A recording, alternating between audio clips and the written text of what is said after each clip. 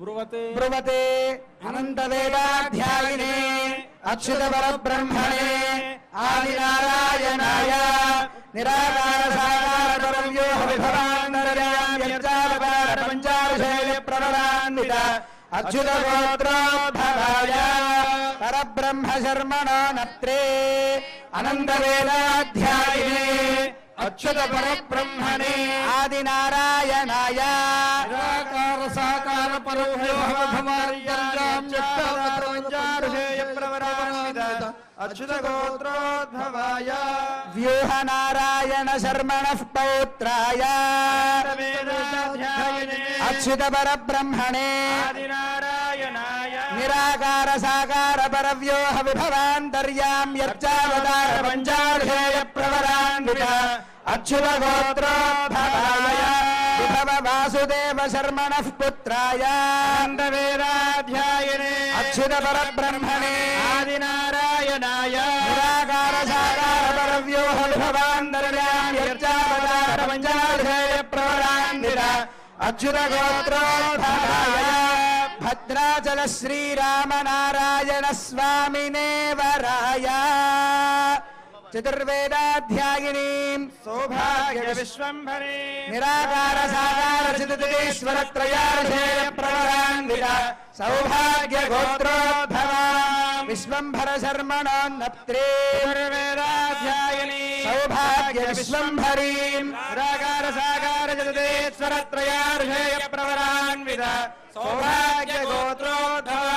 రత్నాకర శర్మణః పౌత్రే చతుర్వేదాధ్యాయిని సౌభాగ్య విశ్వంభరీ నిరాకార సాకార చిదీశ్వర త్రయార్షేయ ప్రవరాన్విత సౌభాగ్య గోత్రోద్భవా క్షీరార్ణవ శర్మణః పుత్రే వేదాధ్యాయిని సౌభాగ్య విశ్వంభరీ నిరాకార సాకార చిదీశ్వర త్రయార్షేయ ప్రవరాన్విత సౌభాగ్య గోత్రోద్భవా శ్రీ సీతా మహాలక్ష్మీ నామ్నీం ఇమాం కన్యాం వృణీధ్వం వృణీమహే అంతా ఒక్కమారు నమస్కారం చేసి చెప్పండి దాస్యామి దాస్యామి సామ్రాజ్యమిత్యాశిషో వాచనం కుర్యాత్ సామ్రాజ్యం భోజ్యం స్వరాజ్యం వైరాజ్యం పారమేశ్వరం రాజ్యం మహారాజ్యమాధిపత్యమయం.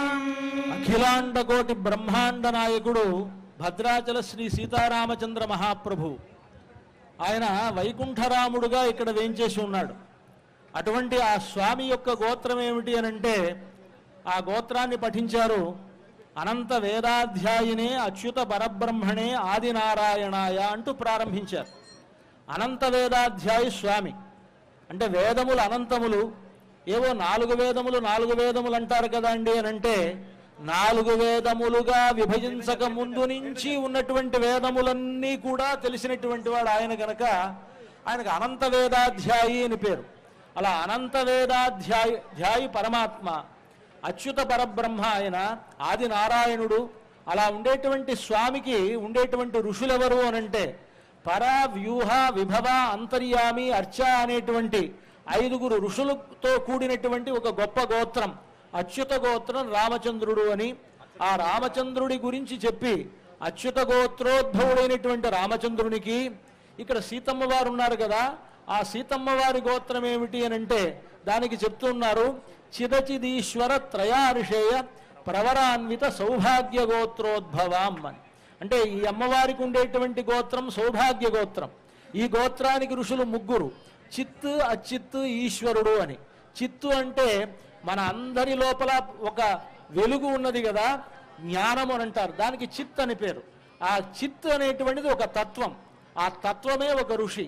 అచిత్ అంటే మన కంటికి కనిపించేటువంటి అచేతనములైనటువంటి వస్తువులు ఏవైతే ఉన్నాయో అజడము అని అంటారు. జడములైనటువంటి వస్తువులు. అజడం మన చైతన్యం. జడమైనటువంటి ఈ ప్రకృతి అంతా కూడా దానికి అచిత్ అని పేరు. ఇక ఈశ్వరుడు ఈ జడ ప్రకృతిని